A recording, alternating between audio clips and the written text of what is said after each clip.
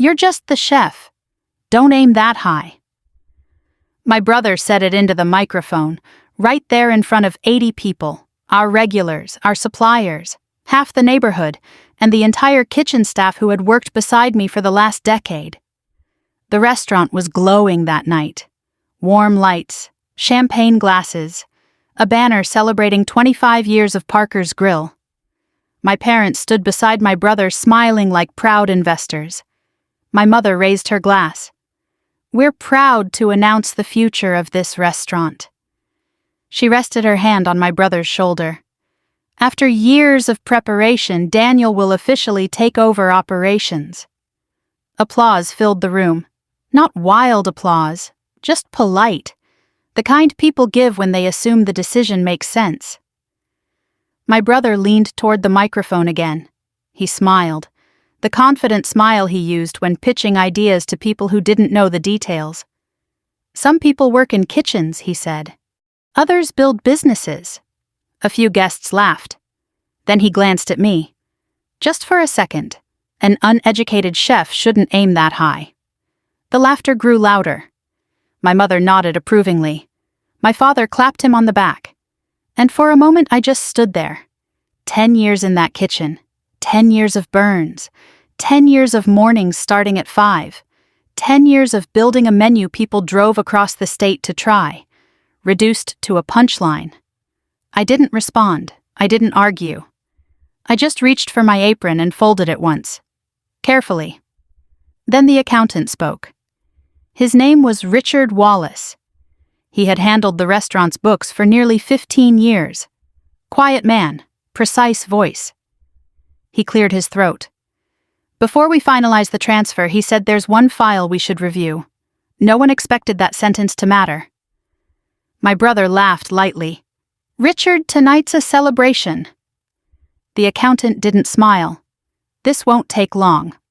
My father waved a hand. "Go ahead then." Richard opened a thin black folder.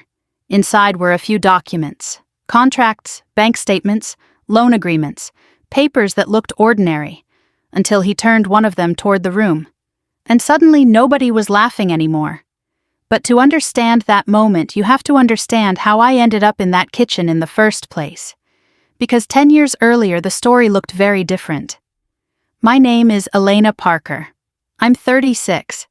And I've spent most of my adult life inside one building. Parker's Grill sits on the edge of a suburban shopping strip outside Columbus. Nothing fancy from the outside. Brick walls, a wooden sign, a parking lot that fills up every Friday night. Inside it's a different story. Warm lighting, open kitchen, a bar that smells like oak and citrus. It started with my grandparents, a small diner in the late 70s. My parents turned it into a proper restaurant. And by the time I was 16, I was already washing dishes in the back. Not because I had to, because I wanted to. There's something addictive about kitchens. The rhythm, the heat, the choreography of people who know exactly where to stand. I loved it immediately. By 22, I was working the line. By 26, I was designing specials. By 28, the head chef retired. My father didn't hold interviews. He just handed me the white jacket and said, "Let's see what you can do." I remember the first night I ran the kitchen. 30 tickets hit the rail at once. The grill station fell behind. The fryer jammed. One of the new servers started crying. I kept cooking, because kitchens don't pause for nerves, and somehow we got through service. Customers stayed late. A few came back the next night, then the next week, then the next year. Menus evolve slowly, one dish at a time. A roasted short rib, a bourbon glaze. A peach cobbler recipe I rebuilt 6 times before getting it right. Within 5 years, Parker's Grill was booked solid every weekend. Local magazines wrote about us. Food bloggers drove down from Cleveland. The place had momentum. Meanwhile, my brother Daniel was living in Chicago, then Austin, then back in Chicago. He had a business degree, a sharp suit, and a talent for presentations. When he visited, he'd sit at the bar and talk about branding, franchising, scaling operations. My parents loved those conversations. They sounded ambitious, strategic, professional. Cooking, on the other hand, looked like labor, sweat, Long hours, grease stains. My brother liked to joke about it. Someone has to do the dirty work. I never argued. Because kitchens teach patience. But patience can be mistaken for submission. 3 years ago, something happened that changed everything. The pandemic. Restaurants across the country collapsed within months. Reservations disappeared. Dining rooms went dark. Parker's Grill survived. Barely. For the first 6 months, we were running on fumes. Takeout orders, skeleton crews, savings draining faster than anyone wanted to admit. My parents started talking about closing, selling the building, walking away. I couldn't accept that. So I made a decision. One I never told them about. I invested my own money, $400,000. Every dollar I had saved in 15 years of working. That money kept the restaurant alive, paid the staff, paid the suppliers, kept the lights on until customers came back. My parents never asked where the money came from. They assumed it was loans, or government relief, or luck. I let them believe that. Because sometimes survival matters more than recognition. Until the night my brother decided to take the stage. Now we were back in the dining room. The celebration. The applause fading. The accountant standing quietly beside the table. And the black folder slowly opening. Richard looked up at my parents. I think everyone here deserves to understand how this business actually works. The room grew quiet. My brother folded his arms. Richard, he said calmly, you're overcomplicating things. The accountant slid one sheet of paper across the table. No, he replied, I'm clarifying them. And that's when the room started to change. Part 2. 10 years in the kitchen. People like to believe restaurants are built by ideas, logos, branding, expansion plans. But restaurants are not built by ideas. They are built by repetition. The same prep every morning, the same knife cuts, the same station checks before service begins. You do it long enough, the place starts to feel like muscle memory. Parker's Grill had been that kind of place for me. 10 years of my life measured in shifts, morning deliveries, lunch rushes, Friday nights where the dining room hummed like a machine that finally found its rhythm. Most of those years happened before my brother Daniel ever talked about running the business. He had a business degree from Ohio State, then an MBA in Chicago. My parents loved mentioning that part. At family dinners, my mother would say it like a credential that explained everything. Daniel understands the bigger picture. The bigger picture. That phrase came up a lot, especially when people compared our careers. I never corrected them, because kitchens teach a different language. Results. Customers returning. A staff that trusts you enough to follow your lead during chaos. You can't fake those things with a presentation. The first year I ran the kitchen, the restaurant barely noticed. Menus changed slowly. New specials appeared on the chalkboard. Customers ordered the same dishes but started finishing their plates more often. Then the reviews began to shift. A small food blog wrote, "Unexpectedly strong kitchen for a suburban restaurant." My father printed the article and taped it beside the office desk. He never said it directly, but I could tell he was proud. My mother had a different reaction. "You should think about culinary school," she said once. The tone sounded encouraging, but it carried an assumption that what I had done so far wasn't quite legitimate. That talent needed certification to be real. "I'm learning here," I told her. She nodded, but I could tell she wasn't convinced. Daniel visited that summer. He stood in the dining room watching service like someone studying a museum exhibit. At the end of the night, he said, "You know what this place really needs?" I wiped down the grill. "What brand identity?" I almost laughed. The brand identity was the food. But Daniel meant something else. He meant logos, marketing, expansion, the language of scale. Our father listened carefully. Daniel talked about franchising, standardized menus, regional growth, the kind of strategy that sounded impressive over drinks. My father leaned back in his chair. "That's thinking big." Then he looked at me. "You keep the food good." Daniel smiled. The division was clear: vision and labor. One of us would imagine the future, the other would keep the kitchen running. I accepted that arrangement for a long time, not because I believed it, because the restaurant needed stability, and stability rarely comes from arguments. By my 5th year running the kitchen, Parker's Grill had become something else entirely. Reservations filled weekends weeks in advance. Local farms delivered produce directly to our back door. The bar manager started crafting seasonal cocktails around the menu. We weren't famous, but we were respected.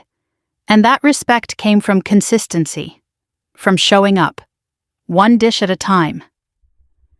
There was a moment during that period I still remember clearly. A Tuesday afternoon, the dining room empty, just sunlight across the tables and the quiet sound of prep work in the kitchen. Maria, our longest-serving server, leaned against the counter. "You know something," she said. "What this place runs because of you." I shook my head. "It runs because everyone shows up." She smiled. "Yeah, but you're the reason they show up." That was the first time anyone had said it out loud. Leadership in a kitchen doesn't come from authority. It comes from reliability. If the chef stays calm, the staff stays calm. If the chef panics, the whole place collapses. By the 7th year, Daniel started visiting more often. He would sit in the office with our parents discussing spreadsheets, revenue projections, labor percentages. He had ideas for expansion, second locations, brand partnerships. They sounded exciting, but they were built on the assumption that the original restaurant could run itself, which is rarely true. I tried to explain that once. "Consistency doesn't scale easily," I told him. He smiled politely. "That's why professionals run operations." Professionals. The implication was subtle, but clear. Kitchens were trades, businesses were careers. 2 years later, the pandemic arrived, and suddenly the difference between theory and practice became very real. Restaurants across the state closed within weeks. Dining rooms empty, staff laid off, suppliers unpaid. My parents started talking about selling. "We can't keep losing money," my father said one night. Daniel agreed. "The market will recover eventually." Eventually. That word meant something different to someone who didn't work in the kitchen every day. Eventually doesn't pay rent. Eventually doesn't keep a staff employed. Eventually doesn't save a business. So I made a decision. Quietly. Without asking anyone. I transferred $400,000 into the restaurant's account. Every dollar I had saved. 15 years of work. The money stabilized payroll, paid overdue suppliers, kept the lights on. My parents assumed it came from emergency loans. I never corrected them, because survival mattered more than recognition. But survival creates consequences. 3 years later, the restaurant was thriving again. Customers returned. The dining room filled every weekend. Daniel arrived back in town with new plans. Expansion. Brand identity. Leadership. And tonight he stood in the dining room announcing the future. A future where he would take control of the business I had kept alive. The room had applauded. My parents had smiled. And I had folded my apron quietly beside the kitchen door. Now the accountant's folder lay open on the table. Richard Wallace looked at the papers for a moment before speaking again. "There's one detail we need to clarify." My brother leaned back in his chair. "This isn't necessary tonight." Richard slid a contract across the table. "Yes," he said calmly. "It is." Richard Wallace didn't rush. He never did. For 15 years he had been the quiet man behind the numbers, the one who arrived before lunch service, drank black coffee in the corner booth, and left without anyone noticing when dinner prep began. People often mistake quiet for weakness. Accountants know better. Richard slid the document across the polished oak table toward my parents. My brother leaned forward. "What is this?" he asked. Richard didn't answer immediately. Instead, he adjusted his glasses and looked around the room. The dining room still smelled like roasted garlic and champagne. Staff members lingered near the kitchen doors. A few regular customers had stayed after the celebration, curious about what was happening. My parents expected a formality, a signature, a smooth transition. Richard spoke calmly. It's a capital contribution agreement. My father frowned. Oh, what a record of investment into the business. My brother's voice sharpened slightly. We've had investors before. Richard nodded. Yes. He tapped the paper. But not like this. My mother leaned forward. What does that mean? Richard turned the document so everyone could see the signature at the bottom. My name. Daniel laughed lightly. Elena invested in the restaurant. He glanced at me. Since when I didn't answer? Richard did. April 3 years ago. My father shook his head. That was during the shutdown. Yes. And this investment. Richard's voice remained neutral. $400,000. The room went quiet. Not the polite quiet of a celebration. The kind that arrives when people realize they've misunderstood something important. My brother blinked. That can't be right. Richard slid a second page onto the table. Bank records, transfer confirmations. The numbers were clean, precise, impossible to argue with. My father looked at me. Elena? What is this? I rested my hands lightly on the table. The restaurant needed liquidity. That's not what I asked. My brother leaned closer. You never told us about this. I looked at him. You never asked. He leaned back in his chair. That's ridiculous. My mother spoke softly. Why would you do that? Because the restaurant was dying. Because suppliers were calling every morning.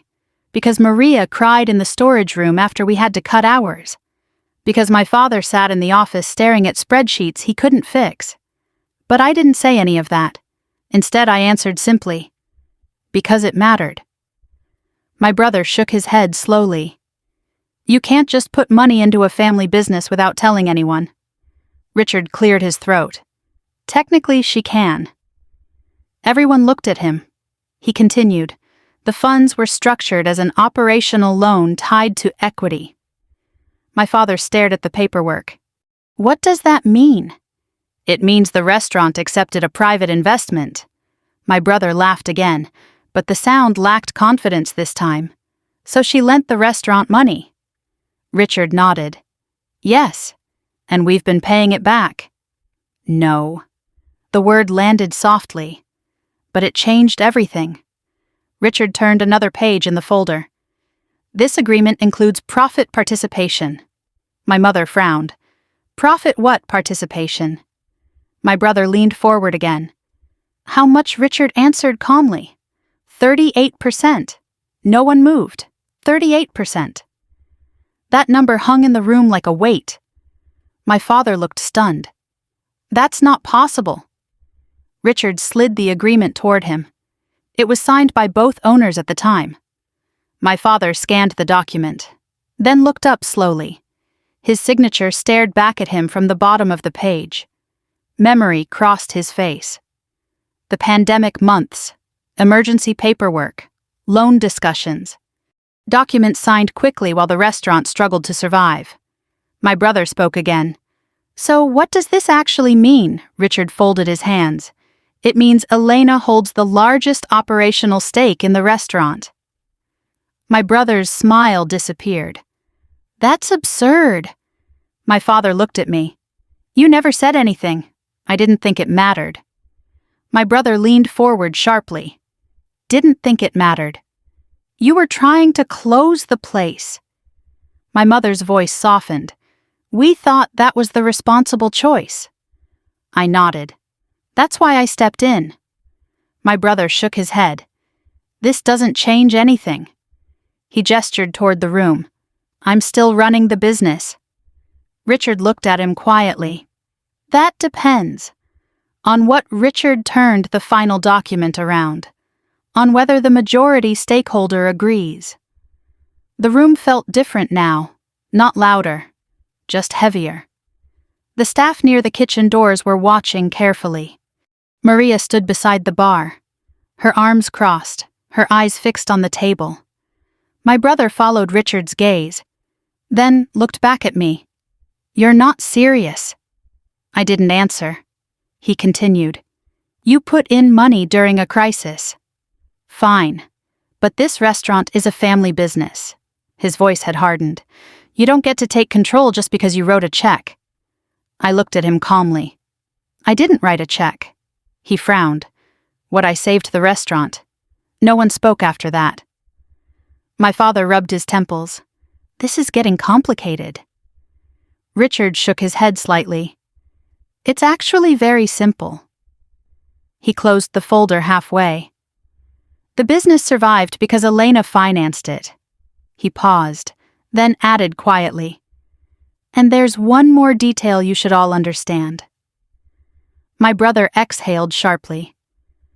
"What now?" Richard looked at the kitchen, then back at the table. The financial investment wasn't the only thing keeping the restaurant alive. My father frowned. "What do you mean?" Richard tapped the folder once. "The contracts." Richard didn't raise his voice. He didn't need to. The word contracts settled into the room like a quiet warning. My father leaned back slowly. "What contracts?" Richard slid another document from the folder. This one was thinner, only a few pages, but the way he placed it on the table made it clear it mattered. "Supplier agreements," he said. My brother exhaled sharply. "Those are routine." "Yes," Richard replied. "They usually are." He pushed the paper toward my parents, "Except these." My mother picked it up first. Her eyes moved across the page, then stopped. "Elena's name," she said quietly. Richard nodded. "Primary signatory." My brother leaned over her shoulder. "What does that even mean?" "It means," Richard said calmly, "the supply chain for this restaurant runs through Elena." Silence again. The kitchen staff at the back of the room had stopped pretending not to listen. Even the bartender paused mid-polish. My father looked confused. "But we've worked with those farms for years." "Yes. They trust the restaurant." Richard shook his head slightly. "They trust Elena."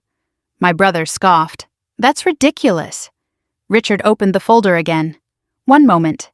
He slid 3 contracts onto the table. Local beef supplier, produce farm, specialty seafood distributor, all signed under the same name. Mine. My father stared at the pages. "I don't remember approving this." "You did," Richard said gently. "It was part of the restructuring during COVID." My father rubbed his forehead. The memory was returning now.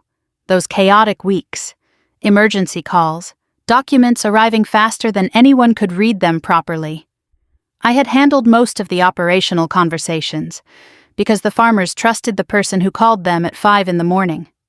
The person who stood in the kitchen every day. My brother tapped the table impatiently. "Okay, so Elena handles some vendor relationships. That's normal for a chef." Richard nodded. "It is." Then he looked directly at my brother. "But those relationships include exclusive pricing agreements." My brother frowned. So those agreements are tied to Elena personally." My mother lowered the papers slowly. "What happens if she leaves?" Richard didn't answer immediately. Instead, he turned slightly toward the kitchen. Maria was still standing near the bar, watching. He turned back to the table. "The agreements leave with her." The sentence didn't sound dramatic, but it changed the atmosphere instantly. My brother's posture stiffened. "That's not possible." Richard slid one final document across the table. "The clauses are here." My father scanned the page. His expression shifted from confusion to realization. "You mean?" "Yes. If Elena terminates her contracts, the suppliers are free to renegotiate." My brother leaned forward. "Renegotiate with us." Richard shook his head. "With anyone." The implication landed. Not loudly, but clearly. My brother looked at me again. Now his expression was different. Less amused, more calculating. "You planned this." I didn't answer. Because the truth was simpler. I planned to survive. My mother spoke quietly. "Elena." I met her eyes. Yes, why didn't you tell us any of this? I thought about that question for a moment. Because it sounded sincere, not accusatory. Then I answered, you never asked how the restaurant stayed open. The room stayed quiet. Not defensive. Just still. My brother pushed his chair back slightly. This is ridiculous. He gestured toward the kitchen. You're a chef, I nodded. Yes. You cook food. Yes. You don't run a business. I held his gaze. Someone has to keep it alive. He didn't respond. My father leaned forward again. Elena. Yes, we need to discuss this calmly. His voice had changed. The authority was gone, replaced by something closer to negotiation. This restaurant belongs to the family. I considered that. Then I said something I had never said aloud before. It belonged to the family. My brother frowned. What's that supposed to mean? I stood slowly. Not angrily, just deliberately. The staff at the kitchen door straightened, watching, listening. I folded the apron in my hands once more, carefully. Then I placed it on the table. My brother followed the movement. Elena? I looked at him. You wanted the restaurant. Yes. You said I should follow orders. His jaw tightened. What are you getting at? I took a slow breath. Then I said the one sentence that changed everything. Fine, I'll take my part. No one applauded this time. The dining room that had been full of noise only minutes earlier now felt strangely hollow. Champagne glasses sat untouched on the tables. A few guests quietly stepped farther away from the center of the room. People can sense when a celebration has turned into something else. My father stared down at the documents Richard had placed on the table. He read them again. Then again. As if the numbers might change if he looked long enough. They didn't. My brother broke the silence first. This doesn't change anything. His voice sounded calm. Too calm. Richard didn't respond. My mother looked at me. Elena, she said softly. Yes, you should have told us. I rested my hands lightly on the table. You didn't ask. That answer didn't satisfy her. Your family. Yes. Family doesn't hide things like this. I held her gaze. Family also doesn't hand a business to someone who never worked in it. The words landed harder than I intended. My brother leaned forward. I've worked. Not here. That's not the point. It is. He pushed his chair back slightly. You think you're the only one who sacrificed for this place? I didn't answer. Because the room already knew the truth. 10 years in that kitchen had left evidence everywhere. In the menu, in the staff, in the reputation that kept the dining room full. My father finally spoke again. Elena. The investment was generous. Generous. That was the word he chose. As if the decision had been charity, not survival. But the restaurant is still a family asset. Richard looked up from the folder. Technically, that's no longer accurate. My father rubbed his forehead. Please don't make this worse. Richard didn't raise his voice. I'm not. He tapped the documents lightly. The ownership structure changed 3 years ago. My brother scoffed. You're twisting paperwork. Richard looked at him. I'm reading it. The distinction mattered. My mother leaned toward me again. Why didn't you come to us first? I thought about that question, because in some ways it was fair. Then I answered honestly. You had already decided what I was. Her brow tightened. What do you mean someone who follows orders? The phrase hung in the air. My brother shifted uncomfortably. That was a joke. It wasn't. My father spoke again. Elena, we're not trying to diminish what you've done. It sounded like something a manager might say to an employee. Carefully worded. Emotionally distant. My brother took a different approach. Look, he said. We can restructure things. How you stay head chef. And I run the company. The confidence in his voice had returned. The same confidence he used earlier on stage. The assumption that leadership belonged to him. I studied his face for a moment. "You think the restaurant is the building?" He frowned. "It is." I shook my head slowly. "It isn't." He leaned forward again. "So, what you're threatening to leave?" The word threatening surprised me, because that wasn't how I felt. I felt calm, clear, like the moment after a storm when the air settles and everything becomes easier to see. "I'm not threatening anything," I said. My mother watched me carefully. "Then what are you doing?" I looked around the dining room, at the tables, at the bar, at the open kitchen behind the glass wall. 10 years of mornings, 10 years of nights, thousands of meals, hundreds of small decisions that kept the place alive. I spoke quietly. "I'm deciding." My father leaned back in his chair. "Elena." "Yes, you're emotional right now." "No, you are. I'm not." He sighed. "Businesses can't run on feelings." I almost smiled at that, because restaurants run almost entirely on them. Trust, discipline, respect. Without those things, the food eventually collapses. Maria shifted near the kitchen doorway. She had been listening the whole time, not interrupting, just watching. My brother noticed her and frowned. "Staff shouldn't be standing here." Maria didn't move. She simply crossed her arms. "We're listening." My brother looked annoyed. "This is a family conversation." Maria shrugged slightly. "This restaurant is our job." My father raised a hand. "That's enough." But the moment had already shifted, because the room was no longer watching my brother. They were watching me, waiting. My mother spoke again. "What do you want, Elena?" It sounded like a genuine question, not a demand, just uncertainty. I thought about that, about the years behind me, about the expectations placed on me, about the quiet assumption that I would keep working no matter how little recognition followed. Then I answered, "I want honesty." My brother laughed softly. "You're getting dramatic." "No." "Yes." He leaned forward again. "You're acting like we betrayed you." I met his eyes. "You did." The simplicity of that sentence seemed to surprise him. He sat back again. Richard finally closed the black folder. The soft click of the clasp echoed slightly in the quiet room. My father looked between us. "This doesn't need to become a war." "No," I said. "It doesn't." My mother looked relieved. "Good." Then I finished the thought.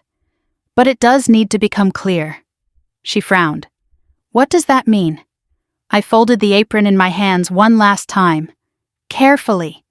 The same way I had done thousands of nights before leaving the kitchen. Then I placed it on the table, and said the sentence that changed the direction of the entire room. "Fine, I'll take my part." I stood up slowly. Not angry, not shaking, just finished. The room felt smaller now. The celebration lights above the bar still glowed, but the warmth they gave earlier had disappeared. My brother watched me carefully. "You're bluffing," he said. I picked up the folded apron. "No." He leaned forward. "You won't destroy the restaurant you built." I met his eyes. "I'm not destroying it." My voice stayed calm. "I'm leaving it." My father exhaled slowly. "Elena, please sit down. I'm fine standing." He rubbed his temples again. "This is still your family." I nodded once. "Yes." "Then stop talking like a stranger." I looked at the documents on the table. The loan agreement, the supplier contracts. 10 years of quiet work that had turned into leverage without anyone noticing. "I didn't become the stranger tonight," I said. No one answered that. Richard Wallace opened the folder again. His voice remained steady. "If Elena withdraws her capital investment, the business will need to repay the remaining balance within 90 days. My brother scoffed. "We'll refinance." Richard shook his head. "You might." Then he added calmly, "But that's not the only issue." My brother frowned. What else? Richard turned a page. The supplier agreements. My father looked up. You already explained that. Yes. But there's more. He slid another paper forward. Elena negotiated exclusive purchase pricing with 3 major suppliers. My brother waved his hand dismissively. So we renegotiate. Richard looked at him. They won't. Why not? Because those contracts are tied to Elena personally. The room quieted again. Maria stepped forward from the kitchen doorway. Just one step, not interrupting, but present. My brother noticed her. Staff doesn't get involved in this. Maria didn't move. We're listening. My father spoke sharply. Maria! But she only looked at me, waiting. Richard continued. If Elena terminates those agreements, the suppliers are free to leave. My brother folded his arms. They won't. Richard tilted his head slightly. They already called her. That landed harder. My brother looked at me again. You planned this. No, then why do they follow you? I shrugged slightly. Because I answer the phone when they call. My mother finally spoke again. Her voice was quieter now. Elena. Yes, what exactly are you planning to do? The question hung in the air, not defensive, just uncertain. I looked toward the kitchen. The stainless steel counters reflected the soft light from the dining room. 10 years of mornings had started there. Prep lists, deliveries, coffee before sunrise. I had given that place most of my adult life. But something had changed tonight. Something simple. Respect had been replaced by assumption. And once that happens, a place stops feeling like home. I'm withdrawing my capital, I said. My father closed his eyes briefly. Elena? And reclaiming my recipes. My brother laughed again. Recipes don't matter. Maria spoke from behind him. They do. He ignored her. You can't take the menu. Richard corrected him. She can. My brother leaned forward again. So what? So we adjust. I met his gaze, and the supplier contracts. His smile faded, and the staff Maria answered that question herself. If chef leaves, we leave. 2 of the line cooks nodded quietly behind her. The bartender set a glass down. No one said anything dramatic. No speeches. Just quiet loyalty. My brother looked around the room. For the first time all evening, uncertainty crossed his face. My father finally asked the question that mattered. Elena.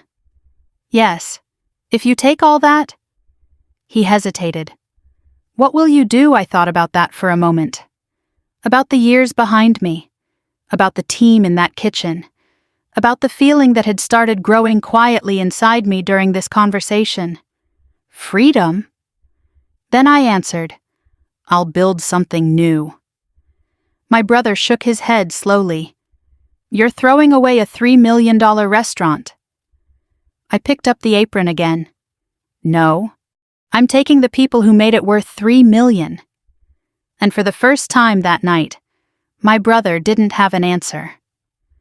The first morning in the new place started before sunrise.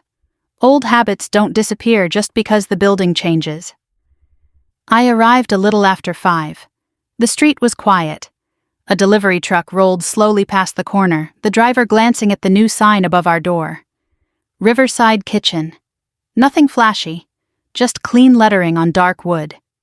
Inside, the space still smelled like fresh paint and new steel. The counters were spotless. The ovens waited in silence. A new kitchen always feels strange the first time you stand in it, like an empty stage before the actors arrive. I walked to the prep table and placed my knife roll down carefully. Then I waited. The door opened 5 minutes later. Maria stepped inside first. She didn't say anything at first. She just looked around the room, slowly taking everything in. Then she nodded. Nice place, chef. I smiled. It'll do.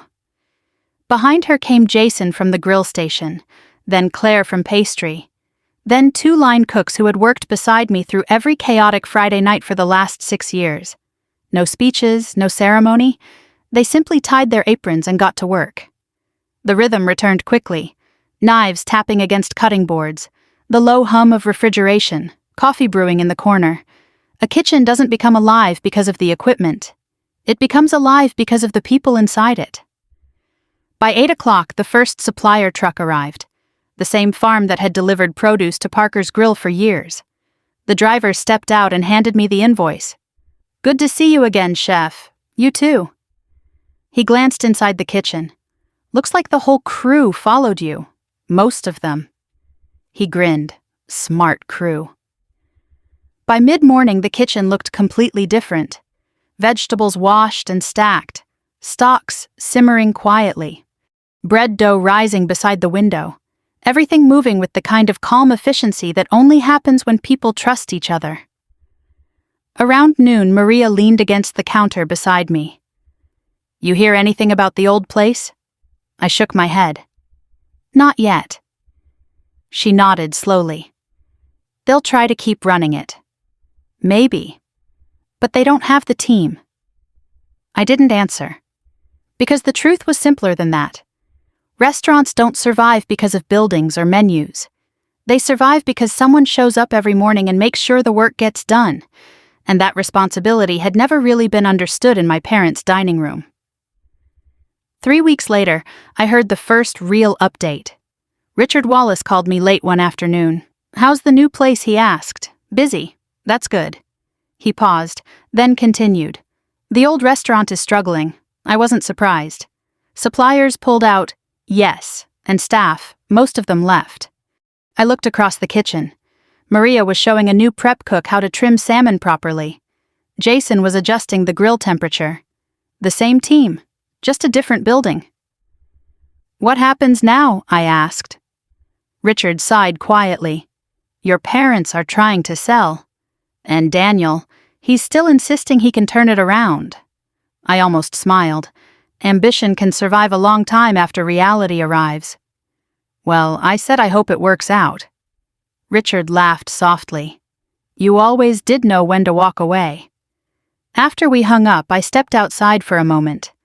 The lunch rush inside the restaurant continued behind me.